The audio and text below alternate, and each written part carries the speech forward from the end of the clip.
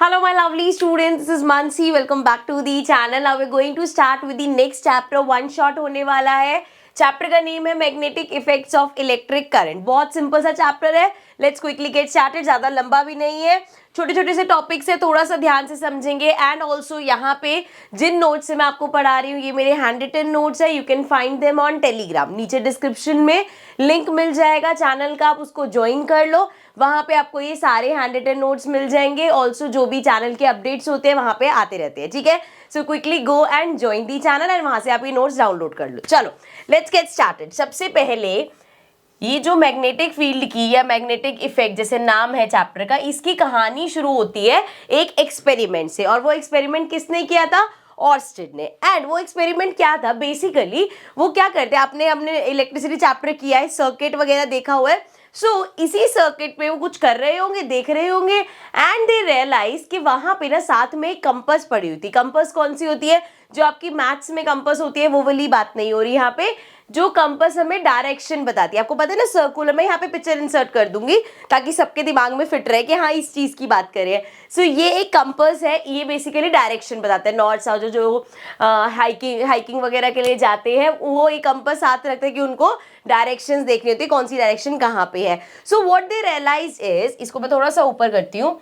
यहाँ पे इस तरीके से एक सर्किट था एंड जब उन्होंने देखा कि जब इस सर्किट में से करंट पास हो रहा था तो ये जो पास में पड़ी निडल है ना, ये डिफ्लेट कर रही थी. मतलब ये ऐसे ऐसे हिल रही थी. नाउ दे थॉट कि यार ये तो इससे इतनी दूर पड़ी है, ये क्यों यहाँ पे ऐसे डिफ्लेट कर रही है. देन दे रियलाइज कि जब भी किसी वायर से करंट पास होता है ना तो वो एक मैग्नेटिक फील्ड बना लेता है. क्यों मैग्नेटिक फील्ड दिमाग में आया? बिकॉज ये जो कंपास के अंदर निडल लगी होती है ये मैग्नेट की होती है. कुछ तो लेना देना है कि करंट पास हो रहा है और वो फ्लक्चुएट कर रही है या वो हिल रही है. अब धीरे धीरे करके पढ़ते हैं. Let's start. On passing the current through the copper wire in the circuit, the compass needle which is placed near the conductor gets deflected. यही मैंने अभी आपको बताया कि जब करंट पास किया तो जो कंपास है उसका जो निडल है वो हिलने लग गया. If we reverse the direction of current, the compass needle deflect in reverse direction. अब उन्होंने क्या किया, जैसे करंट अगर let's suppose ऐसे इस डायरेक्शन में इस तरीके से ऐसे पास हो रहा था इस तरीके से, तो मान लो निडल अगर इस तरफ को डिफ्लेक्ट करी थी तो जब उन्होंने इसकी करंट की डायरेक्शन चेंज करी, करंट की डायरेक्शन इधर को करी तो निडल भी दूसरी तरफ डिफ्लेक्ट करने लगी. तो मतलब ये तो समझ में आ गया कि इस करंट की डायरेक्शन से, इस करंट से कुछ लेना देना है इस निडल का. आगे देखा उन्होंने, if we stop the flow of current the needle comes to rest. अब वो अगर इसमें से करंट पास करना, इस सर्किट में से करंट पास करना रोक दे तो निडल भी हिलना बंद हो गई. मतलब क्लियर हो गया कि ये जो करंट इस वायर से पास हो रहा है इसका लेना देना है निडल से. तो यहाँ पे एक्सपेरिमेंट में हमने क्या क्या चीजें कंक्लूड करी, ये देखो. एक चीज हमने देखी, no current no needle movement. मतलब करंट पास होगा तभी निडल मूव कर रही थी. तो यहाँ पे रिलेशन किसके बीच में है? ये जो हमारा करंट इसमें से पास हो रहा है उसके बीच में एंड मैग्नेट के बीच में. ठीक है. Then change in direction of current, needle also deflects in other direction. जब हम करंट की डायरेक्शन चेंज करें तो निडल की डायरेक्शन भी चेंज हो रही है. एंड यहां से कंक्लूड हुआ कि electric current has electric current has magnetic field. तो यहां से क्या पता चला भाई, ये जो इलेक्ट्रिक करंट हमारा पास हो रहा है ये एक मैग्नेटिक फील्ड बना रहा है. अब ये मैग्नेट क्या होता है, मैग्नेटिक फील्ड क्या हो रहा है, ये सब एक एक करके हम समझते हैं. स्टार्ट करते हैं मैग्नेट से. इसको जूम कर लेते हैं.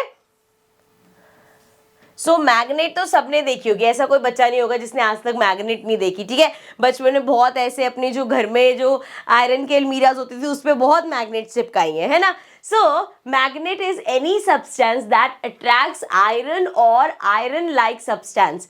मैग्नेट एक ऐसा सब्सटेंस है जो आयरन या आयरन जैसे जो सब्सटेंसेस होते हैं, मेटल्स होते हैं, उस पर जाके चिपक जाता है. That is a magnet. ठीक है, इस तरीके से अलग अलग तरह से अलग अलग शेप्स में बहुत सारी मैग्नेट्स आती है. मैग्नेट की अगर हम प्रॉपर्टीज की बात करें तो क्या प्रॉपर्टीज है मैग्नेट की?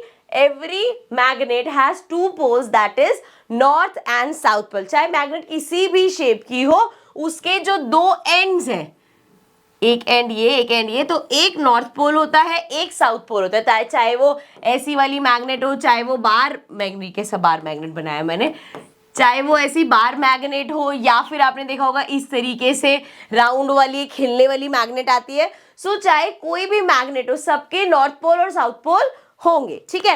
एंड ये पोल्स क्या करते हैं, like poles repel each other, मतलब मेरे हाथ में दो मैग्नेट है और दोनों का नॉर्थ पोल मैंने कर रखा है, तो जब हम उसको पास लाएंगे ना तो वो ऐसे दूर होता है। ये करके देख लेना चाहे आप, दो मैग्नेट को जब आप एक किसी पर्टिकुलर डायरेक्शन के, आपको तो पता नहीं होगा नॉर्थ कौन सा साउथ कौन सा है, तो जब आप उसको पास लेके आओगे एक टाइम पे एक डायरेक्शन में वो ऐसे एक दूसरे से रिपेल करते हैं। और अगर हम उसके ऑपोजिट एंड, जैसे इस वाली मैग्नेट का नॉर्थ पोल है, इस वाली मैग्नेट का साउथ पोल है, आप उसको हल्का सा भी पास लगो अपने आप चिपक जाता है। सो यहां से पता चलता है जो लाइक पोल्स होते हैं वो एक दूसरे को रिपेल करते हैं, एक दूसरे से दूर हटते हैं। एंड अनलाइक पोल मतलब कि ये मैग्नेट है, इसका अगर ये नॉर्थ है और ये दूसरी मैग्नेट का साउथ है, तो अब ये अनलाइक पोल्स हो गए, दे अट्रैक्ट, जैसे आप इसको पास लेके आओगे वो दोनों चिपक जाएंगे, ठीक है। A freely suspended bar magnet align itself in nearly north south direction with its north pole towards north direction. So अगर कोई मैग्नेट उसको फ्रीली सस्पेंड किया जाए, आपने उसको होल्ड करके नहीं रखा हुआ, तो वो अपने आप को नॉर्थ साउथ डायरेक्शन में अलाइन कर लेती है। एंड उस मैग्नेट का जो नॉर्थ साइड होगा, नॉर्थ पोल होगा, वो नॉर्थ की साइड हो जाएगा। तो यहां से मैग्नेट का नॉर्थ और साउथ पोल पता भी चल जाता है, ठीक है। चलो आगे बढ़ते हैं। मैग्नेट तो सबको समझ में आ गया अब ये मैग्नेट क्या होता है। एंड एक स्टेप और आगे बढ़ के अब देखते हैं मैग्नेट फील्ड क्या होता है। जैसे अभी हमने बोला कि करंट का मैग्नेट फील्ड होता है, अब ये मैग्नेट फील्ड है क्या। So it is the region, इधर ही आ जाती हूं मैं, it is the region surrounding a magnet in which force of magnet can be detected. It is vector quantity having both direction. चलो इस पे बाद में जाते हैं। अब देखो एक मैग्नेट है आपके पास, ठीक है, एंड उस मैग्नेट के जैसे लेट्स टेक एन एग्जांपल, कोई चीज उठा लेते हैं यहाँ से। लेट्स सपोज ये मेरे पास मैग्नेट है, ये इमेजिन कर लो ये मैग्नेट है, एंड ये जो यहाँ पे मेरे हाथ में रिमोट है, इसको समझ लेते हैं कि ये आयरन की कोई चीज है, ठीक है। अब जब मैं मैग्नेट के यहाँ पे इसको रखूंगी तो ये उससे दूर है, कुछ फर्क नहीं पड़ेगा इसको। लेकिन जैसे जैसे मैं इसको क्लोज लाऊंगी, अगर ये मैग्नेट है तो जैसे ही वो इस रीजन पे आएगा फटाफट चिपक जाएगा। क्यों? क्योंकि आप जैसे जैसे मैग्नेट के पास जा रहे हो, आप बेसिकली मैग्नेट के फील्ड में जा रहे हो, और जैसे ही आप मैग्नेट के आसपास के एरिया में आए, वो अपने आप को या तो अगर हल्की चीज होगी तो उसको खींच लेगा, या मैग्नेट खुद जाके इधर चिपक जाएगा, ठीक है। समझ में आया? सो एक मैग्नेट सिंपल लैंग्वेज में यहाँ पे आपको मिल जाएगा, मैग्नेट के आसपास का जो एरिया होता है उसको हम मैग्नेट फील्ड कहते हैं, ठीक है, मैग्नेटिक फील्ड कहते हैं। सो ये एक वेक्टर क्वांटिटी होता है, क्योंकि क्वेश्चन में कभी कभी हमें कहीं डिफाइन करना होता है तो हम ये लिख सकते हैं वेक्टर क्वांटिटी होती है, इसका मैग्नीट्यूड भी होता है और डायरेक्शन भी होती है, ठीक है। तो आई होप ये तो समझ में आ गया होगा कि मैग्नेट फील्ड क्या होता है। एंड इसकी अगर हम एसआई यूनिट की बात करें तो इसकी एसआई यूनिट होती है टेस्ला। भी इसके न्यूमेरिकल्स वगैरह नहीं है तो यूज नहीं होगी, बट वैसे आपको पता होना चाहिए इसकी एसआई यूनिट टेस्ला होती है, जिसको हम कैपिटल टी से डिनोट करते हैं, ठीक है। चल आगे बढ़ जाते हैं। सो आगे अब हम बात करने वाले हैं फील्ड लाइंस की। अभी फील्ड लाइन क्या है, अभी हमने मैग्नेट देखा क्या होता है, फिर हमने बोला मैग्नेट का एक मैग्नेटिक फील्ड होता है, उसके आसपास का एरिया जहां पे वो मैग्नेट का फोर्स फील हो सकता है वो उसका मैग्नेटिक फील्ड होता है। एंड इसी मैग्नेटिक फील्ड में हमारे पास फील्ड लाइंस होती है, मतलब ये जो यहाँ पे ये बना हुआ है ना, ये मैग्नेटिक फील्ड ही है, लेकिन अगर हम इसको क्लोजली देखें तो दीज आर बेसिकली लाइंस की फॉर्म में है। और कैसे होती है, इसकी भी कुछ प्रॉपर्टी है, ऐसे नहीं कि ये हमने बार मैग्नेट बनाया एंड किसी भी तरह की ये भैया फील्ड लाइंस हो गई, ऐसा नहीं है। इसकी एक प्रॉपर तरीके से ये आ रही है। कैसे? अगर आप ध्यान से देखोगे तो ये कर्व्स की फॉर्म में आ रही है। अरे चलो, जैसे यहाँ से ऐसे जाते हुए, यहाँ से ऐसे ऐसे, इस तरीके से नीचे भी ऐसे ऐसे, इस तरीके से, और ये ऐसे चलता आ जाएगा। सो इसके कुछ रूल्स है। क्या रूल्स है? Field lines arise from north pole and ends into the south pole of the magnet. So ये नॉर्थ पोल से स्टार्ट होगा और साउथ पोल पे एंड होगा। नॉर्थ पोल से साउथ पोल तक जा रहा है। Field lines are closed curves. Basically क्या है? दीज आर, एक तरीके से हम कह सकते हैं क्लोज कर्व्स हैं। These are closed curves and field lines are closer in stronger magnetic field. अब देखो सिंपल सी बात है, जैसे ये मैग्नेट इमेजिन करी थी हमने, जो इसका मैग्नेटिक फील्ड है इसके पास अगर जाएंगे तो बहुत स्ट्रॉन्ग मैग्नेटिक फील्ड है, जितना इससे दूर होते जाएंगे मैग्नेटिक फील्ड की स्ट्रेंथ कम होती रहेगी। करेक्ट, बेसिक सी चीज है ये तो। सो यहाँ पे वो ही ले रखा है कि field lines are closer in stronger magnetic field, तो जितना उसके पास होंगी उतनी लाइंस क्लोज होंगी जहां पे मैग्नेटिक फील्ड स्ट्रॉन्ग है, ठीक है। Then field lines never intersect each other as for two lines to intersect there must be two north direction at a point which is not possible. So ये जो हमारी field lines है ये कभी भी एक दूसरे से इंटरसेक्ट नहीं करती, चाहे वो आपको कितनी ही पास पास क्यों ना दिखे, लेकिन उसमें हमेशा माइनर सा डिस्टेंस हमेशा रहेगा, कभी एक दूसरे को इंटरसेक्ट नहीं करेगी, क्योंकि ऑब्वियसली अगर उन्हें इंटरसेक्ट करना है तो हमें दो नॉर्थ डायरेक्शन चाहिए और एक टाइम पे दो नॉर्थ डायरेक्शन तो नहीं हो सकती, so that is not possible. Last है हमारे पास the relative strength of magnetic field is shown by the degree of closeness of field lines. अब जैसे अगर आप एक ओवरव्यू में देख लो, जितनी आपको अगर लाइंस बहुत क्लोज दिख रही है तो मतलब उसका मैग्नेटिक फील्ड बहुत ज्यादा स्ट्रॉन्ग है, उसकी स्ट्रेंथ हम उसकी लाइंस की जो फील्ड लाइंस है उसकी क्लोजनेस से लगा लेते हैं, ठीक है। चलो आगे बढ़ जाते हैं। नेक्स्ट अब हम बात करने वाले हैं right hand thumb rule. Now ये सब चीजें जो है ये टॉपिक्स बहुत बहुत इंपॉर्टेंट है, धीरे धीरे करके मस्ती मजाक में हम टॉपिक्स पढ़ते हुए निकल जाएंगे। सो सबसे पहले अब बात कर रहे हैं हम राइट हैंड थंब रूल। पहली बात तो ये राइट हैंड थंब रूल होता किस लिए है। सो राइट हैंड थंब रूल हमें बताता है कि जो मैग्नेटिक फील्ड लाइंस है इनकी डायरेक्शन क्या है, और कैसे बताता है। आपको अपना राइट हैंड यूज करना है, ठीक है, नाम ही है उसका right hand thumb rule and this is the thumb, ठीक है। सो यहाँ पे हम क्या करेंगे, डायरेक्शन ऑफ करंट, जैसे समझ लो ये एक वायर है, इसमें से करंट पास हो रहा है, ठीक है। अभी हम ये बात नहीं करें, क्वेश्चन डिस्कस करेंगे तब हम डायरेक्शन की बात करेंगे, कौन सी डायरेक्शन में फ्लो हो रहा है। अभी सिर्फ आपको ये बताया गया है कि करंट ऊपर की तरफ है, ठीक है। तो हम इसको इस तरीके से होल्ड करेंगे कि जो हमारा थंब है वो करंट की डायरेक्शन में होगा। तो करंट अगर ऊपर से जा रहा है तो थंब हमारा ऊपर होगा, we'll hold it like this. और जब हम इसको ऐसे होल्ड करेंगे तो हमारी फिंगर्स कैसे मूव हो रही हैं, इस तरीके से। Can you see my fingers, यहाँ पे फिंगर्स इस तरीके से कर्ल हो रही है। तो जो मैग्नेटिक फील्ड है उसकी डायरेक्शन क्या होगी, ये वाली, this one. Getting my point. So thumb rule में क्या होता है, करंट की डायरेक्शन पे बेस्ड होता है। करंट की डायरेक्शन अगर ऊपर की तरफ है, अपना थंब ऊपर रखेंगे एंड देन हमारी फिंगर्स जहां मूव हो रही है वो हमारी मैग्नेटिक फील्ड की डायरेक्शन हो गया। अब इसी में ही अगर मैं कहूं कि करंट नीचे फ्लो हो रहा है तो हम इसको कैसे पकड़ेंगे, अगेन राइट हैंड से, we'll hold it like this and thumb इसमें नीचे। तो फिंगर्स कहां फोल्ड हो रही है, ऐसे। तो इस तरीके से हमारा फील्ड लाइंस का क्या होगी, डायरेक्शन होगी, ठीक है। समझ में आ रहा है। चलो इसको पहले पढ़ लेते, देन एक क्वेश्चन डिस्कस करते हैं। If you imagine holding a current carrying wire in your right hand with your thumb pointing towards the direction of electric current flow. यहाँ पे क्या बोला उन्होंने, सेम वही चीज कि एक वायर इमेजिन करो पकड़ी हो, जिस डायरेक्शन में करंट जा रहा है उस डायरेक्शन में आपने अपना थंब रखना है। Then the direction in which your fingers curl. अब वो फिंगर्स अगर ऐसे घूम रही है तो डायरेक्शन ऐसे हो गई, फिंगर्स ऐसे घूम रही है तो डायरेक्शन ऐसे हो गई। एक चीज और भी डिस्कस करूंगी, देन आगे बढ़ेंगे। Gives the direction of line of force of the magnetic field. So ये हमें बताता है कि मैग्नेटिक जो हमारा फील्ड की डायरेक्शन है वो कौन सी होगी। अब आगे इसका क्वेश्चन डिस्कस करने से पहले एक छोटी सी बेसिक सी चीज, क्लॉकवाइज और एंटी क्लॉकवाइज, इसमें क्या डिफरेंस होता है। सिंपल ध्यान रखना हमेशा, जैसे एक वॉच होती है, दिस इज अ क्लॉक, ठीक है, यहाँ पे ऐसे कर लिया हमने। अब जब भी ये क्लॉक मूव होगी, मान लो सुई 12 पे है, तो वो कैसे जाएगी, 1 2 3 4 ऐसे मूव करेगी। क्लॉक हमेशा इस डायरेक्शन में मूव करती है, हमेशा ऐसे मूव करती है ना, इसमें तो किसी को डाउट नहीं है। So it is called clockwise.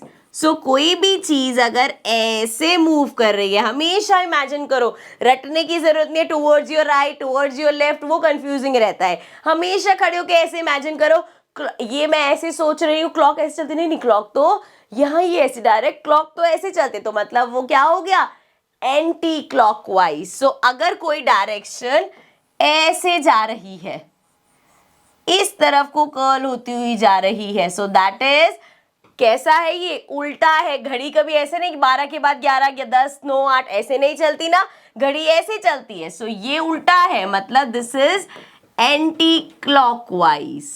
ठीक है, कुछ राइट लेफ्ट लटने की जरूरत नहीं है, सिंपल इमेजिन करो घड़ी कैसे चलती है एंड वो क्लॉकवाइज हो गया, अगर उसका उल्टा जा रहा है तो वो एंटी क्लॉकवाइज हो गया। ठीक है, चलो अब एक क्वेश्चन देख लेते हैं हम राइट हैंड थंब रूल का। So the question says a current through a horizontal power line flows in east to west। अब जो पावर लाइन है वो हमारी हॉरिजॉन्टल, अगेन इमेजिन करेंगे यही हमारी वायर है एंड करंट फ्लो कर रहा है ईस्ट डायरेक्शन से वेस्ट डायरेक्शन में। सो अब जो मैं एक्सपेरिमेंट आपको बताऊंगी ना, ऐसे खड़े होके बताऊंगी ताकि आपको क्लियर रहे एंड वो ऑपोजिट वाला ना हो कि मैम का ये राइट हैंड है ये मैम के लेफ्ट था, ये इसलिए ऐसे करके मैं समझा दूंगी। सो ईस्ट हमारा ये वाला होता है, वेस्ट हमारा ये वाला होता है, ये हमेशा याद रखेंगे, वेस्ट हमेशा लेफ्ट होता है। ठीक है, तो अगर मैं यहां खड़ी हूं तो मेरा वेस्ट ऐसे है, अगर मैं ऐसे स्क्रीन की तरफ खड़ी हूं तो मेरा वेस्ट यहां पे है। समझ रहे हो, जो भी आपका लेफ्ट है दैट इज योर वेस्ट। ठीक है, चलो अब जी ये हमारी वायर है एंड अगर मैं अच्छा ऐसी बताती हूँ, ऐसे खड़ी हूं, सो this is my east, this is my waste. ये ईस्ट है ये वेस्ट है एंड करंट फ्लो कैसे कर रहे हैं, ईस्ट से वेस्ट में, ईस्ट से वेस्ट में। सो अगर हमें यहाँ राइट हैंड थंब रूल लगाना है, अच्छा क्वेश्चन कंप्लीट कर ले। What is the direction of magnetic field at a point directly below it and at a point directly above it? ये आपका क्वेश्चन मैंने एनसीईआरटी से लिया है एंड हम इसमें सारी साइड से, ऊपर से देख रहे हैं तो कैसा इसका मैग्नेटिक फील्ड का डायरेक्शन देख रहे हैं, नीचे से साइड से, दोनों सब यहाँ पे डिस्कस करने वाले हैं। ठीक है, सो ये वायर हो गई ईस्ट से वेस्ट, ये कर रहा है। अब अगर ईस्ट से वेस्ट करंट फ्लो कर रहा है, करंट की डायरेक्शन इधर है, तो थंब कहाँ होगा, इधर होगा। तो मतलब होल्ड कैसे करूंगी मैं वायर को, इस तरीके से ऐसे होल्ड करूंगी, ये मेरी थंब उधर जा रहा है। अब चलो सबसे पहले देखते हैं ईस्ट से। तो यहाँ पे अगर मैं इसको ऐसे देख रही हूँ, मेरा ईस्ट क्या है, वहां से है, दिस इज माई ईस्ट, तो मेरी फिंगर्स कैसे कर्ल हो रही है, लाइक दिस। अब इमेजिन कर लो मैंने अपना ईस्ट आपकी तरफ मूव कर लिया, अब देखो फिंगर्स कैसे कर्ल हो रही है, इस तरीके से कर्ल हो रही है, ऐसे कर्ल हो रही है। कैसे चलती है घड़ी, ऐसे ही चलती है। तो कौन सी डायरेक्शन है, clockwise. So this is clockwise. ठीक है, सो ईस्ट से मैंने इसको ऐसे होल्ड कर रखे, ईस्ट से देख रही हूं मैं तो ये क्लॉकवाइज दिख रहा है। अब इसी चीज को अगर मैं वेस्ट से देखूं, यहां से देखूं, तो कैसे दिखेगा, फिंगर्स अगेन आपकी तरफ टर्न कर रही हूं मैं, तो देखो वेस्ट से कैसे दिख रहा है, फिंगर्स कैसे कर्ल हो रही है, इस तरीके से, इस तरीके से ऐसे कर्ल हो रही है। घड़ी ऐसे चलती है नहीं, ये तो उल्टा हो रहा है मैम, घड़ी तो ऐसे नहीं चलती। सो कौन सी डायरेक्शन हो गई, anti clockwise. So it is anti clockwise. ठीक है, सेम अगर हम अबव बिलो इट, चलो नीचे से पहले देखिए हम, नीचे से अगर आप यहां से इमेजिन करो कि आप इसको नीचे से देख रहे हो, तो कैसे जा रही है फिंगर्स, इस तरीके से, अगेन क्लॉकवाइज जा रही है फिंगर्स। एंड सेम चीज को अगर आप ऊपर से देखोगे, फिंगर्स कैसे जा रही है, ऐसे टर्न हुई, इस तरीके से। तो अगेन दोनों ही कंडीशन में क्लॉकवाइज है। आई नो ये कैमरे में ऐसे देखना थोड़ा सा कंफ्यूजिंग लग सकता है कि मैम सिंपल देखो यार टर्न कैसे हो रहा है, ये डायरेक्शन हो गई, ये डायरेक्शन हो गई, सो ये डायरेक्शन हो गई। ठीक है, अगर ये इधर को जा रहा है तो ये डायरेक्शन होगी। खुद एक हाथ में पेन रखो और करके देखो, बहुत सिंपल है। ठीक है, सुनने में देखने में कंफ्यूजिंग हो सकता है बट जब आप करके देखोगे तो आपको बहुत ईजी लगेगा। ठीक है, so this is our right hand thumb rule. क्या ध्यान रखना है इसमें, सिर्फ जहां भी करंट की फ्लो की डायरेक्शन होगी, राइट हैंड का थंब उसी डायरेक्शन में जाएगा। ठीक है, आई होप समझ में आ गया होगा। चलो आगे बढ़ते हैं। तो नेक्स्ट टॉपिक है हमारा magnetic field through current carrying conductor. अब ऐसे कंडक्टर जिससे करंट पास हो रहा है, उसमें कैसे हमारे मैग्नेटिक फील्ड की डायरेक्शंस होती है, किस तरीके से मैग्नेटिक फील्ड लाइंस दिखती हैं, वो डिस्कस करते हैं। तो इसको जूम कर लेते हैं।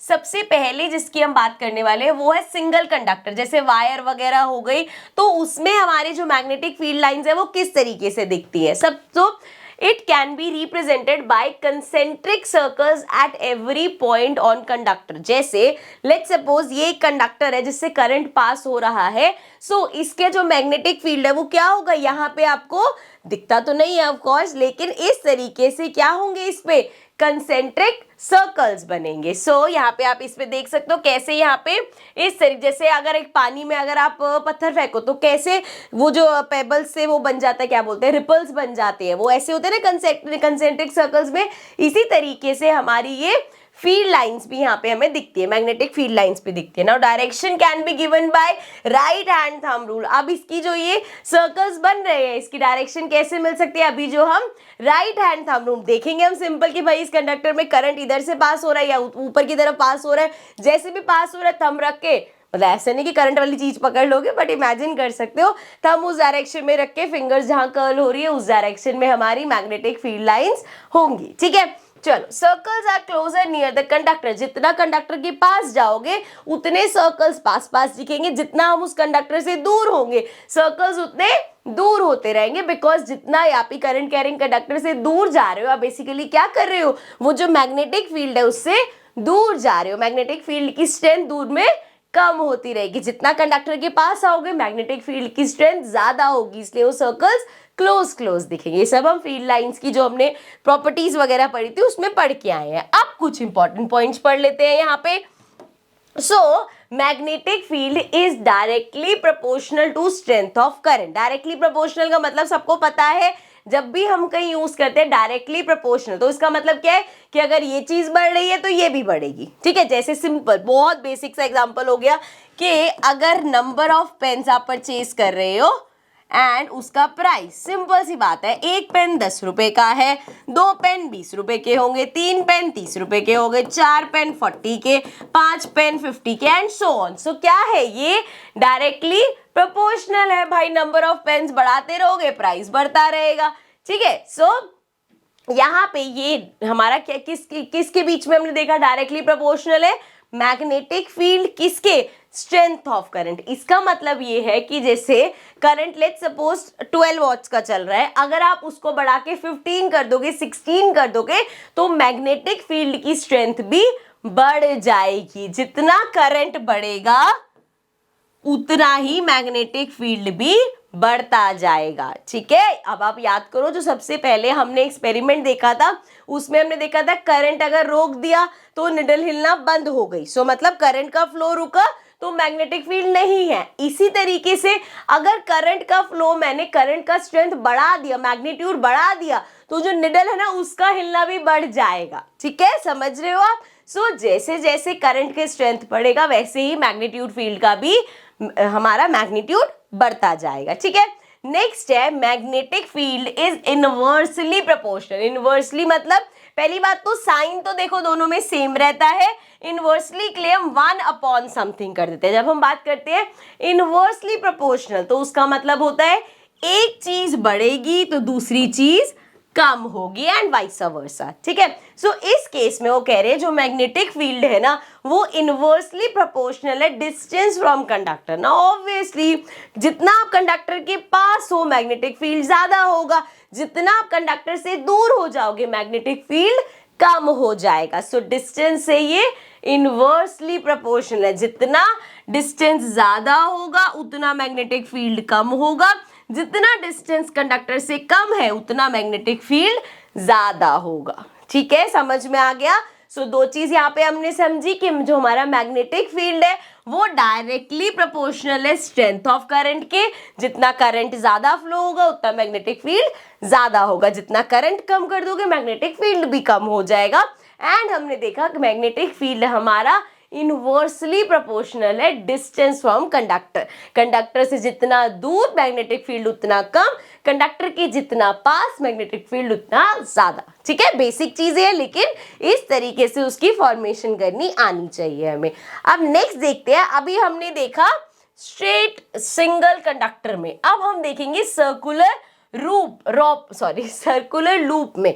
अब इस केस में क्या है, बेसिकली आप समझो आपके पास एक सीधी वायर थी एंड आपने उसको सर्कुलर फॉर्म में कर दिया। तब तक वो वायर सीधी थी तो कंसेंट्रिक सर्कल्स बन रहे थे, उस तरीके से हमारा मैग्नेटिक फील्ड क्रिएट हो रहा था। लेकिन जब हमने उस वायर को ऐसे सर्कुलर फॉर्म में, उस वायर को जब आपने लेट्स सपोज ये सीधी वायर थी एंड इसको पकड़ के आपने इसको ऐसे मोड़ दिया, इसको सर्कुलर फॉर्म में कर दिया, तो अभी जो सर्कुलर लूप आपने बनाया है उसकी जो मैग्नेटिक फील्ड है वो किस तरह दिखेगी, ये देखो जरा, यहाँ पे देखो, यहाँ पे आप देख सकते हो कि ये वायर जो ये रेड वाली है ना, ये बेसिकली हमने लूप बना दिया एक वायर का, एंड आपको इसमें डायरेक्शन भी बता रखी है कि ऐसे इस डायरेक्शन में हमारा करंट पास हो रहा है, ठीक है जी। तो it can be represented by concentric circles at every point. जब हम सिंगल लाइन की बात कर रहे थे तो वहां पे हमने देखा कंसेंट्रिक सर्कल्स कैसे बन रहे थे। जब हम इस लूप की बात करेंगे, भाई बना तो ये सर्कुलर लूप भी उसी वायर से, क्योंकि यहाँ पे भी करंट पास हो रहा है एक तरीके से, तो यहाँ पे भी हर पॉइंट पे वो कंसेंट्रिक सर्कल्स होंगे, लेकिन जब वो इस तरीके से शेप ले लेते हैं तो वो नजर हमें ऐसे आते हैं। और यहाँ पे जो आपको दिख रहे हैं ना, ये भी बेसिकली आगे जाके इस तरीके से लूप्स ही बना रही है, वो फैलती जाएगी, समझ रही हो। जब हम उसको सर्कुलर वे में किया तो यहाँ पे ये मैग्नेटिक फील्ड लाइंस जो है वो इस तरीके से फैलते जाएंगे। सो बेसिकली ये एक एक्यूरेट सर्कल नहीं होता, ये थोड़ा सा सर्कुलर है ना, तो ये ऐसे ऐसे करके ऐसे ऐसे करके ऐसे ऐसे करके पीछे की तरफ और एक्सपैंड होती रहेगी। ऑल्सो यहाँ जो मैंने बताया है, यहाँ पे क्या हो रहा है, इंटरसेक्ट हो रहा है। फील्ड लाइंस कभी इंटरसेक्ट नहीं करती, सिर्फ समझाने के लिए बनाया है, ठीक है। सो इस तरीके से होता है। नाउ आगे पढ़ लेते हैं। Circles become larger and larger as we move away. अभी हमने देखा ये चीज, जैसे जैसे हम देखो ये जो हमारा सर्कुलर लूप है, इससे दूर जाते जा रहे हैं, सर्कल्स हमारे बड़े होते जा रहे हैं, ठीक है। Next, every point on wire carrying current would give rise to magnetic field appearing as straight line at the center of loop। अब यहाँ पे ध्यान रखना है, क्या लिखा है, appearing as। ये नहीं मानना कि जब हम इसको जो हमारा ये सर्कुलर लूप है इसके बीच में ये स्ट्रेट लाइन आ जाएगी, स्ट्रेट लाइन नहीं आती, इट जस्ट अपीयर्स, क्योंकि वो इतने सारे लूप्स वो बन गए हैं ना यहाँ पे कंसेंट्रिक सर्कल्स की, वो बीच में ऐसा लगता है कि एक स्ट्रेट लाइन है, बट वो सिर्फ अपीयर हो रही है। एक्चुअल में वो भी एक इस तरीके से कंसेंट्रिक सर्कल का ही पार्ट है, ठीक है। So it is just appearing as if हमने बीच में एक स्ट्रेट लाइन अचीव कर ली हो, ठीक है जी। Now the direction of magnetic field inside the loop is same. अब जब जो ये मैग्नेटिक फील्ड की डायरेक्शन है लूप के अंदर, वो सेम ही डायरेक्शन में फ्लो करता रहेगा, ठीक है। अब यहाँ पे भी एक दो चीजें हैं, देख लेते हैं उसको। ये तो सेम चल रहा है, magnetic field is directly proportional to current passing through the conductor. ये भी हम लास्ट में भी देख के, जिस जो करंट पास हो रहा होता है मैग्नेटिक फील्ड उसके डायरेक्टली प्रोपोर्शनल है। करंट ज्यादा तो मैग्नेटिक फील्ड ज्यादा, करंट कम तो मैग्नेटिक फील्ड कम। सिमिलरली सेकंड पॉइंट भी हम पढ़ के आए कि magnetic field is inversely proportional to distance from conductor. Conductor से जो डिस्टेंस है ज्यादा होगा तो मैग्नेटिक फील्ड कम हो जाएगा, जितना कंडक्टर के पास आते रहोगे मैग्नेटिक फील्ड ज्यादा हो जाएगा। अब यहाँ पे नया क्या है, यहाँ पे नया है कि magnetic field is directly proportional to the number of turns in the coil. अब वो जो सर्कुलर लूप बनाया है उसमें अगर आप एक और टर्न दे दोगे तो मैग्नेटिक फील्ड और ज्यादा हो जाएगा। बिकॉज देखो एक ये वायर है, ये ऑलरेडी करंट पास करे, इसका हमारे पास मैग्नेटिक फील्ड बना रहा है। अब इसी वायर को आप एक तो सर्कुलर करके एक और ओवरलैप दोगे तो क्या होगा, हर लूप अपना मैग्नेटिक फील्ड ऐड ऑन करता हुआ जाएगा। समझ रहे हो आप ये बात को। तो इसलिए मैग्नेटिक फील्ड बढ़ता जाएगा जितने ज्यादा नंबर ऑफ कॉइल्स का क्या मतलब है, नंबर ऑफ बेसिकली आप जितनी बार उसको रोटेट कर रहे हो, ठीक है। सो आई होप ये समझ में आ गया होगा। नेक्स्ट चलते हैं। सो नेक्स्ट हम बात करने वाले हैं सोलिनॉइड की। सोलिनॉइड अगेन एक इंपॉर्टेंट टॉपिक है, इसको जूम कर लेते हैं। सोलिनॉइड होता कैसा है, इस तरीके से दिखता है। अब क्या करा गया है, मान लो एक वायर है एंड उस वायर मतलब मान लो चलो ये ऐसे लिया, इसी वायर को, ये भी इसमें वायर नहीं मान सकती, या कोई स्ट्रेट चीज लेते, चलो यही ले लेते हैं, ये ले लिया मैंने, ठीक है। इमेजिन कर लो ये मेरे हाथ में है एंड ये वायर है, जो कि वायर है नहीं तो मैं मोड़ के तो नहीं दिखा पाऊंगी, बट अगर मान लो ये वायर है एंड इस वायर को मैं इसके ऊपर ऐसे ऐसे ऐसे ऐसे तार को घुमा दूं तो क्या बनेगा, तो मेरा बनेगा सोलिनॉइड। सो यहाँ से अभी ये जो दिख रहा है, जैसे मैंने बताया कि मैं इस चीज के ऊपर इसको पलट दूं, बेसिकली अंदर से खाली होता है। एक वायर को बस इस जैसे स्प्रिंग होता है, स्प्रिंग देखा हुआ है सबने, तो स्प्रिंग अंदर से हॉलो ही होता है, तो ये बेसिकली स्प्रिंग की तरह मान सकते हो, ये सोलिनॉइड हमारा होता है, ठीक है। पढ़ लेते हैं इसके बारे में। अ coil of many circular turns of insulated copper wire wrapped closely in a cylindrical form. ये तो उसकी शेप के बारे में बता दिया कि आपने कॉपर वायर को समझ लो इस तरीके से सिलेंड्रिकल फॉर्म में रैप कर दिया है। वो बहुत सारे ये जो बेसिकली टर्न्स है, जैसे अभी हम सर्कुलर लूप की बात करते हैं तो हम क्या करते हैं, अगर वो टर्न्स रिपीट करते रहे वो कॉइल बोलते हैं उसको। So a coil of many circular turn, इस तरीके से ये हमारा सोलिनॉइड दिखता है। इसको थोड़ा सा इधर कर लेते हैं।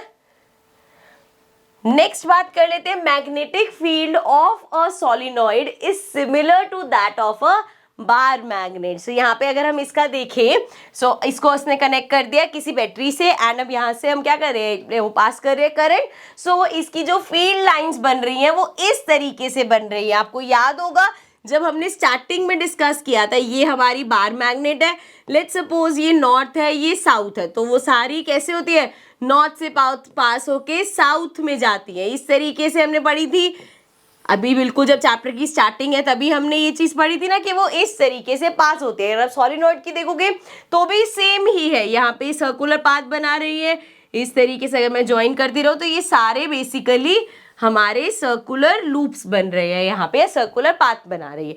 सो इसका और इसका, ये जो इसका हमने इन दोनों का मैग्नेटिक फील्ड है, this is same. So magnetic field of solid similar to the bar magnet. So दोनों में सेम होता है, बट इसमें फायदा क्या होता है, जब एक बार मैग्नेट होती है तो उसका नॉर्थ पोल और साउथ पोल फिक्स होता है।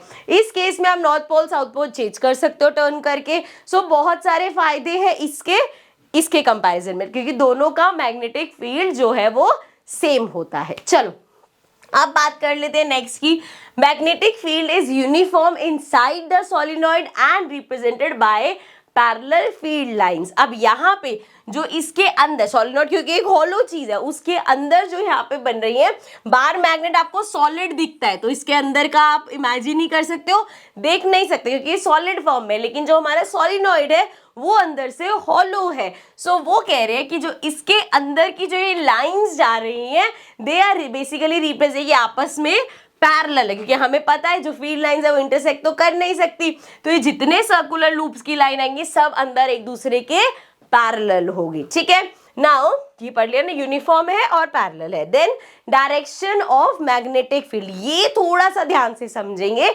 डायरेक्शन क्या होती है मैग्नेटिक फील्ड लाइंस की।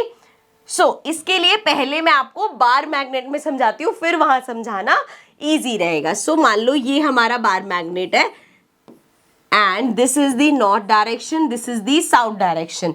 हमने यहाँ पे स्टार्टिंग में ही पढ़ लिया था कि हमेशा ये नॉर्थ से स्टार्ट होके साउथ में जा रही है। ठीक है, अब अगर मैं इस लूप को कंप्लीट करूं, नॉर्थ से साउथ में जा रही है इस तरीके से, एंड अगर हम अंदर इसको एक्सपैंड करें, ये इस तरीके से अपना ऐसी जा रही है, अगेन नॉर्थ से साउथ, नॉर्थ से साउथ, नॉर्थ से साउथ, है ना। लेकिन if you see inside the bar magnet, तो वो लाइन ने ट्रेवल कैसे किया, इस तरीके। तो अगर हम बार के अंदर देखें तो वो साउथ से नॉर्थ की तरफ जा रही है। बाहर जब हम देख रहे हो तो हमें दिख रही है नॉर्थ से साउथ, नॉर्थ से साउथ, नॉर्थ से साउथ, लेकिन इमेजिन इनसाइड इट, क्योंकि तो सर्कुलर लूप है तो साइकिल तो यही रहेगी। यहां से जो अंदर एंटर कर रही है वो तो ऐसे ही ट्रेवल करेगी, then again north to south. Basically inside the bar magnet south से नॉर्थ की तरफ जा रही है। This is inside the magnet. Same चीज सोलिनॉइड में भी होगी। Outside the solenoid north to south, जब आप बाहर से उसको देख रहे हो तो वो हमारी नॉर्थ से साउथ पे ट्रेवल कर रही है। बाहर हमें कैसे दिख रही है, नॉर्थ से साउथ में ट्रेवल करती हुई। एंड इनसाइड द सोलिनॉइड, अगर हम सोलिनॉइड के अंदर देखें तो उसकी डायरेक्शन कैसी हो जाएगी, उसके अंदर डायरेक्शन हो जाएगी साउथ टू नॉर्थ, जैसा अभी हमने यहाँ पे समझा। ठीक है, I hope this is clear. चलो आगे बढ़ जाते हैं। Solenoid can be use to magnetize a magnetic material like soft iron. अगर आपके पास एक सॉफ्ट आयरन बार है एंड ये जो होलो पार्ट है सोलिनॉइड का, अगर हम इसको इसके अंदर रख देंगे, इस आयरन को, मतलब उसके सॉफ्ट आयरन को, और उसमें करंट अच्छे से पास होने देंगे तो वो क्या करेगा, वो इस सॉफ्ट आयरन को बना देगा इलेक्ट्रोमैग्नेट। बेसिकली वो इसको मैग्नेट में कन्वर्ट कर देगा। समझ रहे हो आप इस बात को।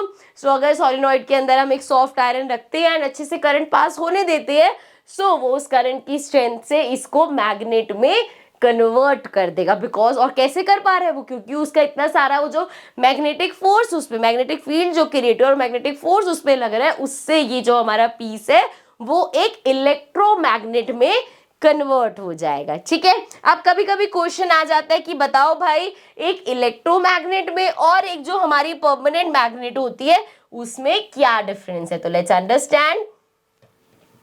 सो इलेक्ट्रोमैग्नेट, ठीक है, जो सॉलिनॉइड से हमने मैग्नेट बना ली, एंड परमानेंट मैग्नेट जो ऐसे हम आपको मैग्नेट की तरह मिल रही है।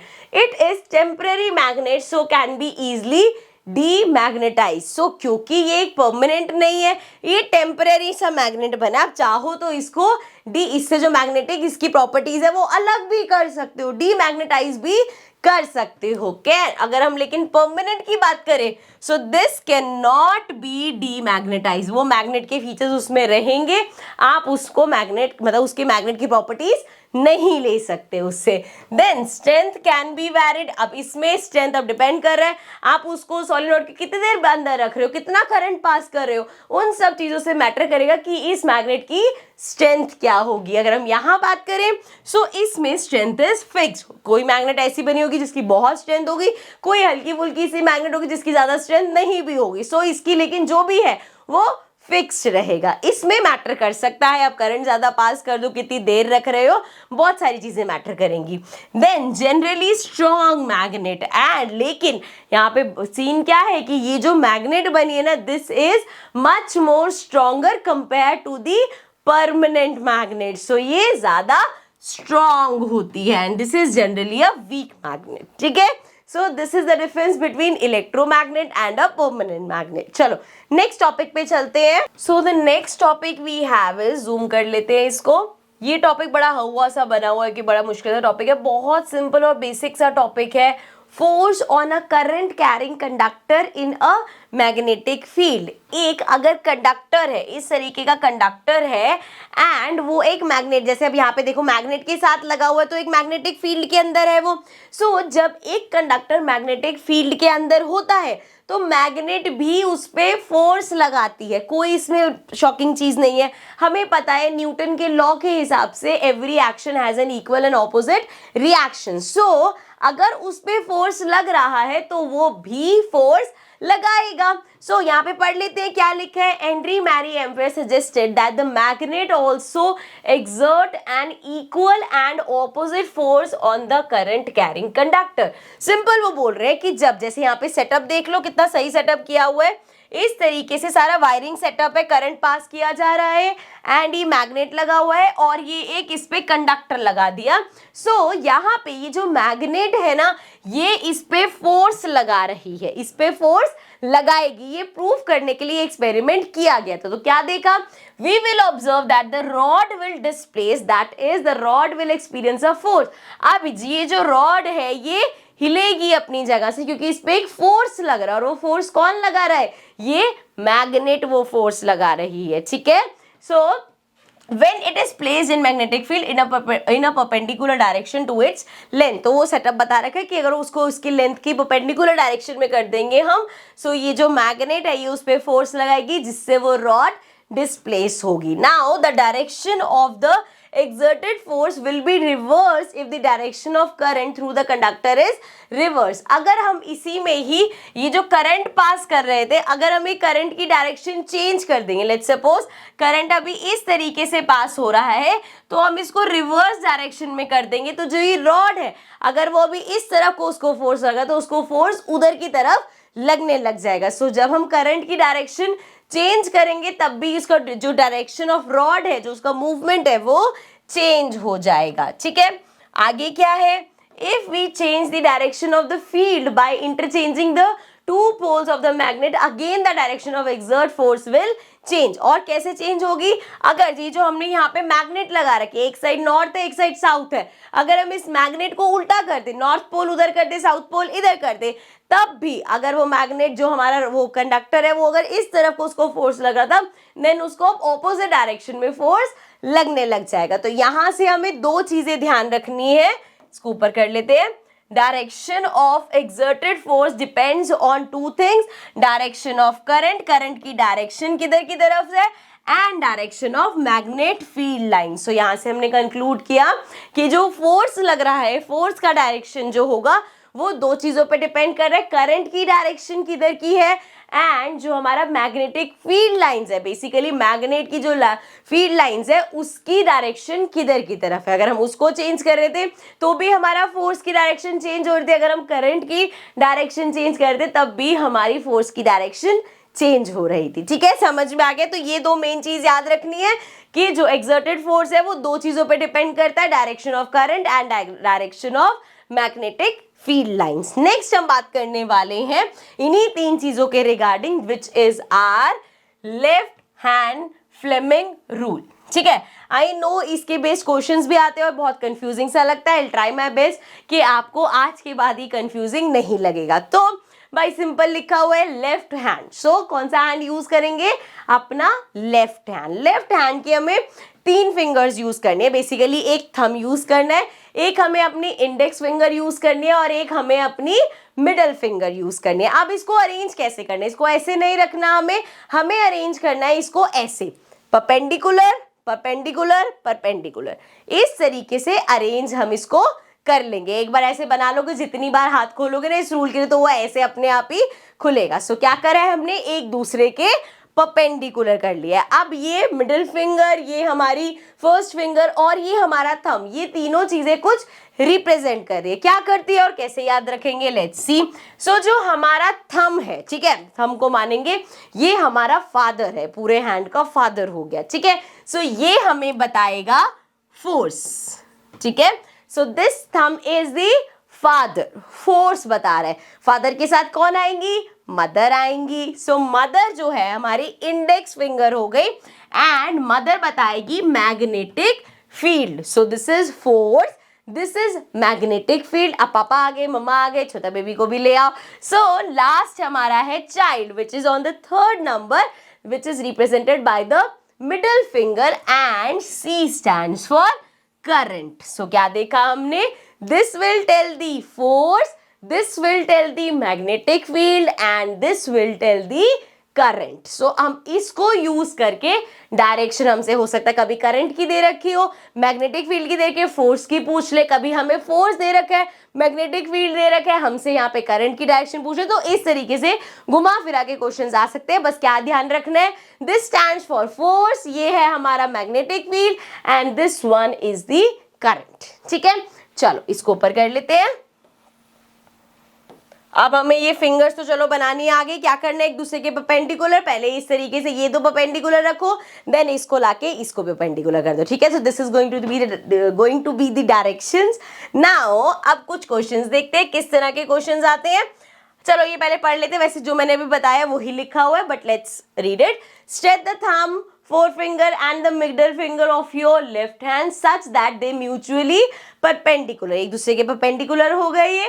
If forefinger points in the direction of magnetic field, ये हमारा magnetic field बता रही है, the middle finger is in the direction of current, then the thumb will point in the direction of the motion or force। ठीक है, यही चीज मैंने अभी आपको बताई। चलो लेट्स सी सम क्वेश्चंस, फिर आपको और क्लैरिटी हो जाएगी। पहला question is from your NCERT book. अब क्वेश्चंस मेरा देखो बेटा 10th क्लास है, सीधा सीधा क्वेश्चन तो कोई भी नहीं आएगा, थोड़ा सा घुमा फिरा के क्वेश्चंस आते हैं। तो पहला क्वेश्चन ही ध्यान से समझना, an electron enters a magnetic field at a right angle to it as shown in the figure, ये figure, the direction of force acting on the electrons will be. अब यहाँ पे क्या बोला, मैग्नेटिक फील्ड की करेक्ट दिखा दी हमें उस तरफ को। इन तीनों में से हमारा मैग्नेटिक फील्ड कौन सा है, मदर्स, फर्स्ट वाली फिंगर हमारी। सो ये हो गई डायरेक्शन इधर। ठीक है, ये जब आप डायरेक्शन इधर रखोगे अपने आप बाकी दो की आपको डायरेक्शन मिलती रहेगी। सो मैग्नेटिक फील्ड इधर है। अब करंट की डायरेक्शन, फोर्स तो हमें बताना ही है। नेक्स्ट बात करते हैं, करंट की डायरेक्शन कौन सी दे रखी है, आप कहोगे मैम सिंपल डाउनवर्ड्स दे रखी है। सो ये मैग्नेटिक फील्ड हो गया, करंट हमारा ये है तो ये ऐसे होना चाहिए मैग्नेटिक फील्ड, और ये करंट ऐसे ही होना चाहिए, नहीं, क्यों, क्योंकि ये हमें इलेक्ट्रॉन की डायरेक्शन दे रखी है। याद करो इलेक्ट्रिसिटी चैप्टर में हमने देखा था कि जो हमारा करंट फ्लो होता है इलेक्ट्रॉन्स फ्लो के उल्टा होता है। जब हमने वो सब डिस्कस किया था कन्वेंशनल लॉ क्या होता है, क्योंकि जब ये बना था तो इलेक्ट्रॉन्स डिस्कवर ही नहीं, तो सब इलेक्ट्रिसिटी में हम पढ़ के आए हैं। अभी के लिए अगर इलेक्ट्रिसिटी चैप्टर नहीं भी ढंग से याद, सिंपल रखो कि अगर आपको दे रखा है प्रोटोन की डायरेक्शन, कि प्रोटोन इस डायरेक्शन में फ्लो करे, तो आप सिंपल मान लोगे कि जो हमारा करंट है वो भी इसी डायरेक्शन में है। लेकिन अगर आपको बोल रखा है कि बेटा इलेक्ट्रॉन आपका इस डायरेक्शन में है, सो आप मानोगे कि करंट उसकी ऑपोजिट डायरेक्शन में होगा। सो अगर इलेक्ट्रॉन इधर भाग रहे हैं तो करंट इधर होगा। सो इस केस में इलेक्ट्रॉन्स अगर ऐसे जा रहे हैं सो हमारा करंट की डायरेक्शन ऐसे होगी। ठीक है, सिर्फ यही इलेक्ट्रॉन और प्रोटॉन में ही वो खेलते हैं कंफ्यूज करने के लिए। तो हमें ये याद रखना है कि प्रोटॉन और करंट की डायरेक्शन सेम होती है, इलेक्ट्रॉन्स और करंट की डायरेक्शन ऑपोजिट होती है। चलो वापस आ जाते हैं। मैग्नेटिक फील्ड कहाँ पे है? इधर है, तो मैग्नेटिक फील्ड हमारा इधर। अब करंट की डायरेक्शन ऊपर है, मैग्नेटिक फील्ड ऐसे, करंट ऐसे। अब मान लो कि ये एक पेज है, ठीक है, पीछे वाला पेज मान लो। सो मैंने इसे किया, तो अभी थंब कहाँ जा रहा है? ये इस पेज के अंदर एंटर हो रहा है, बाहर की तरफ नहीं है ना, अंदर को जा रहा है। सो जो हमारा फोर्स की डायरेक्शन है that is into the page. Now it depends, यहाँ पे भी एक चीज मैं बता देती हूँ। यहाँ पे ऑप्शंस में आपको क्या दे रखा है, यहाँ पे क्योंकि ये वाला दे रखा था तो हमने इनटू द पेज वाला सीन किया। कहीं कहीं पे आपको direction north south east west देना होगा, तो वो कैसे करेंगे, उसके लिए और क्वेश्चंस लिखे हुए हैं। आ जाओ, अभी के लिए ये समझ में आ गया। दो चीजें यहाँ पे हमने समझी। पहली, इलेक्ट्रॉन की जो डायरेक्शन होगी करंट की डायरेक्शन ऑपोजिट होगी। दूसरी चीज हमने समझी कि भाई अगर ऑप्शंस में आपको ऐसे दे रखा है तो इस वे में करेंगे, डायरेक्शंस पूछी है तो डायरेक्शन के वे में करेंगे। चलो नेक्स्ट क्वेश्चन देख लो। नेक्स्ट क्वेश्चन है, a proton moving towards east, proton move कर रहा है ईस्ट की तरफ। सो हमें डायरेक्शंस पता है, north south, this is west, this is east. ठीक है, नॉर्थ साउथ हमेशा। अब यहाँ पे एक चीज और भी है, नॉर्थ साउथ ऐसे नहीं upward is always north, downward is always south, नहीं, आपको अपने पेपर पे लिखना है नॉर्थ साउथ। तो अगर थंब ऐसे आ रहा है तो वो पेपर पे देखो कहाँ है, हाँ नॉर्थ है, तो ये नॉर्थ माना जाएगा।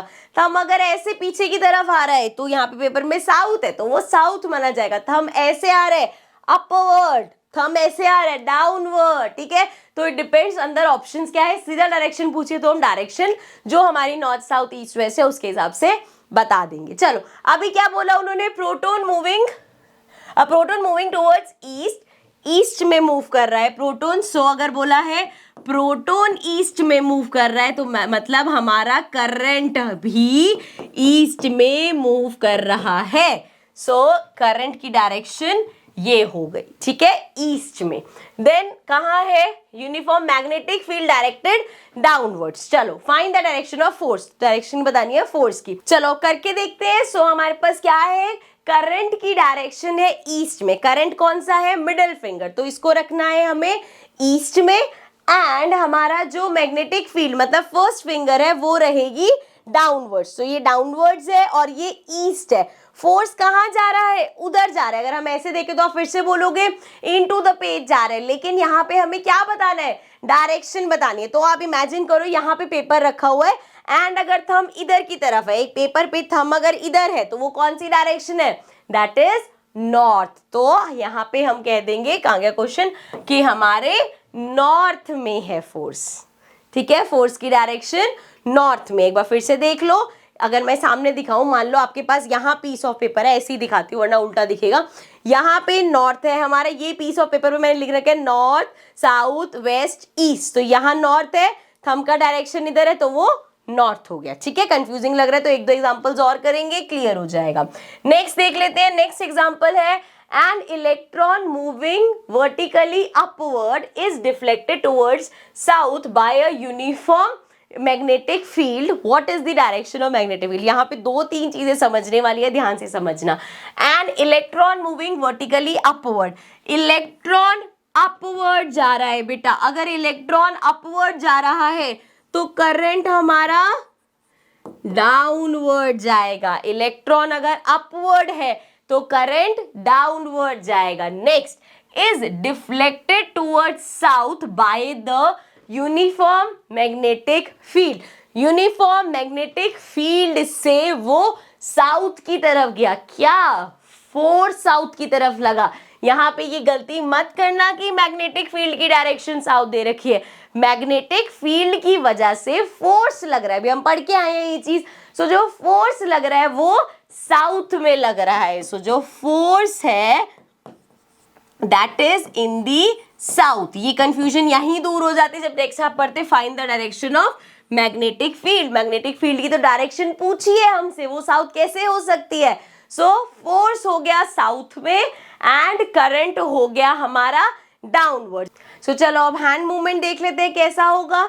यहाँ पे हमने क्लियर कर लिया करंट हमारा डाउनवर्ड है। करंट कौन सा है? This is the current, child वाला, इसको रखा डाउनवर्ड। देन फोर्स, फोर्स बोला है साउथ में होगा। अभी हमने देखा जब थंब इधर जा रहा था हमारा तो हमने बोला था नॉर्थ है, तो अगर इधर होगा तो वो साउथ हो गया अपने आप ही। इमेजिन कर लो यहाँ पेपर है, इधर साउथ लिखा हुआ है तो थंब इधर जाएगा। सो ये हो गया हमारा फोर्स साउथ में एंड फिंगर्स ओपन कर लेते हैं। Current downward, fourth south, south में। सो ये मैग्नेटिक फील्ड है हमारी। फर्स्ट फिंगर किधर को जा रही है? ये डायरेक्शन कौन सी है? ईस्ट में। सो it is going in the east. एक बार दोबारा से समझाओ। हमने कंक्लूड कर लिया था current downward, middle finger down and force south में, मतलब इधर जाएगा। सो ये फिंगर हमारा ईस्ट में है। ठीक है, समझ में आ गया। चलो नेक्स्ट देख लो। A positively charged particle, alpha particle, projected towards west is deflected towards north by a magnetic field. Same उसी तरीके से क्वेश्चन दे रखा है। पॉजिटिवली चार्ज कौन से होते हैं? प्रोटॉन। सो जहां प्रोटॉन्स वहीं करंट की डायरेक्शन। सो प्रोटॉन मतलब positively charge particle projected towards west. So proton जो है वेस्ट में भाग रहे हैं। सो करंट हमारा कहाँ होगा? वेस्ट में। जहां प्रोटॉन्स वहां हमारा करंट। ठीक है, सो करंट वेस्ट में है। इज डिफ्लेक्टेड टुवर्ड्स नॉर्थ, उसको नॉर्थ में धक्का दिया फोर्स को बाय मैग्नेटिक फील्ड से। फोर्स लगा और फोर्स जा रहा है नॉर्थ में। So force is in north. आपको बताना है मैग्नेटिक फील्ड की डायरेक्शन क्या होगी। ठीक है, ऑप्शंस देख लो यहाँ पे, साउथ ईस्ट, डाउनवर्ड अपवर्ड। सो डाउनवर्ड अपवर्ड भी यहाँ पे ऑप्शन दे रखा है। चलो पहले अपने हैंड से बना के देखते हैं। तो क्या दे रखा है हमें? प्रोटॉन, मतलब करंट हमारा वेस्ट में। करंट कौन सी फिंगर है? Middle finger. इसको वेस्ट में रखो। वेस्ट कहाँ होगा? इधर आपके यहाँ पे लेफ्ट साइड पे। तो ये वेस्ट में हो गया। एंड क्या दे रखा है? फोर्स नॉर्थ में। तो ये अभी अपवर्ड है। नॉर्थ में करने के लिए इसको ऐसे कर देंगे, वहां नॉर्थ होता है, पेपर में इमेजिन करो ना, ऊपर लिखते हैं नॉर्थ। सो ये नॉर्थ हो गया, ये हमारा वेस्ट था, ये नॉर्थ हो गया, ये वेस्ट हो गया। तो हमारा ये जो मैग्नेटिक फील्ड है जो फर्स्ट फिंगर बताती है कहाँ आ रहा है? अपवर्ड आ रहा है। सो आंसर हो गया अपवर्ड। सो ये जितने भी क्वेश्चंस है ना यहाँ पे बस ये चीजें याद रखनी है। प्रोटॉन, इलेक्ट्रॉन ये बोल के कंफ्यूज कर सकते हैं। एक डायरेक्ट फोर्स ना लिख के डिफ्लेटेड बाय वो लिख सकते हैं। तो वो आपको ये छोटी छोटी चीजों का ध्यान रखना है। बाकी इस चीज पे स्ट्रांग हो जाओ कि पोजीशन कैसे सेट करनी है। एक बार आ जाएगा तो बहुत इजी लगेगा। ठीक है, चलो ये था हमारा लेफ्ट हैंड रूल वाला हमारा टॉपिक हो गया। नेक्स्ट लास्ट टॉपिक इस सेशन का that is domestic electric current. So बढ़िया सा टॉपिक है। हमारे घर में जो इलेक्ट्रिसिटी आती है क्या होता है, कौन कौन सी वायर्स है, छोटा सा टॉपिक है। पहले ये सब बहुत बड़े टॉपिक थे बट अब सिलेबस में से बहुत सारी चीजें कट हो गई हैं, तो ये छोटा सा टॉपिक बचा है। Let's do this. In our homes the electric power supplied is of potential difference. कितनी वोल्टेज की आती है?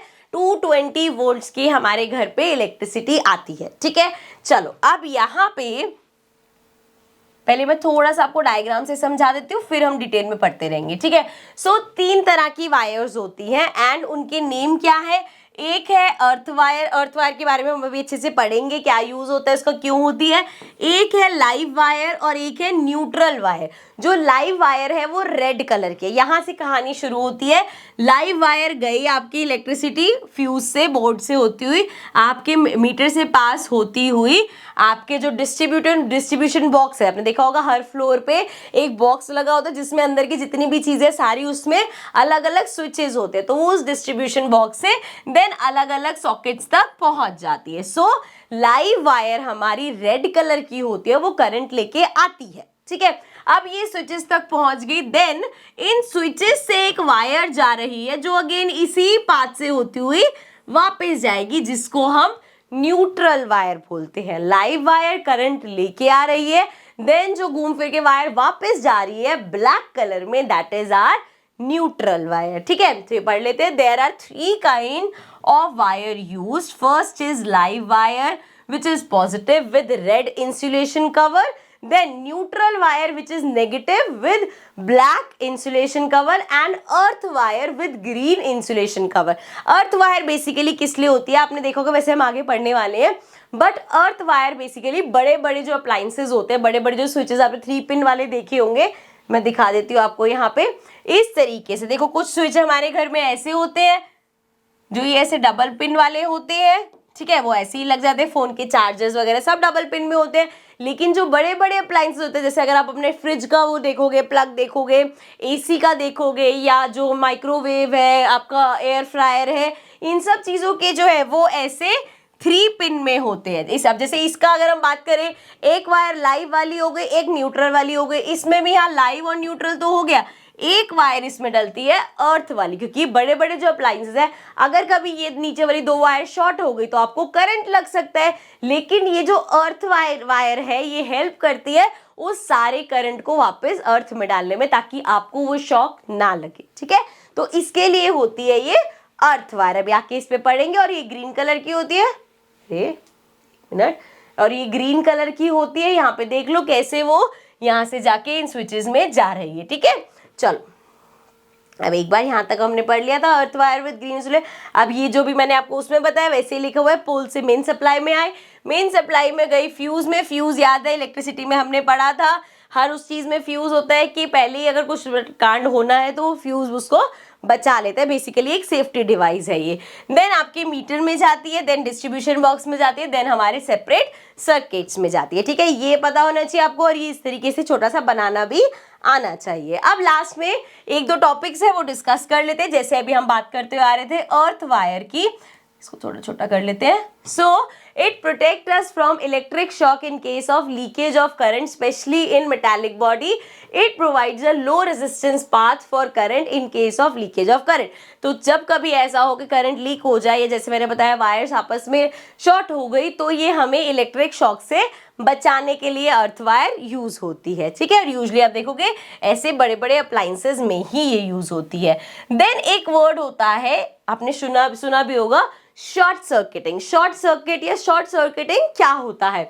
Due to fault in the appliances और damage in the insulation of 2 wires, the circuit will offer 0 और negligible resistance. अब थोड़ा थोड़ा ये इलेक्ट्रिसिटी में वापस जा रहा है चैप्टर, कि जो भी हमारा अप्लायंस है, अगर उसमें कोई अप्लायंस वो खराब है, या जो हमारी वायर्स है, जो 2 वायर्स हमने पढ़ी, उनमें कोई दिक्कत है, तो वहां पे क्या होता है, जो करंट पास हो रहा होता है ना, उसको कोई रेजिस्टेंस नहीं मिल रहा। और जब उसको कोई रेजिस्टेंस नहीं मिलेगा, कोई उसको, वैसे रेजिस्टेंस काम क्या होता है, वो रोकता है करंट को, करंट का फ्लो स्लो हो जाता है, रुक जाता है। लेकिन जब उसको रेजिस्टेंस नहीं मिलेगा तो करंट बहुत ज्यादा फ्लो करने लग जाएगा। सो विल ऑफर 0 और negligible resistance to the flow of current.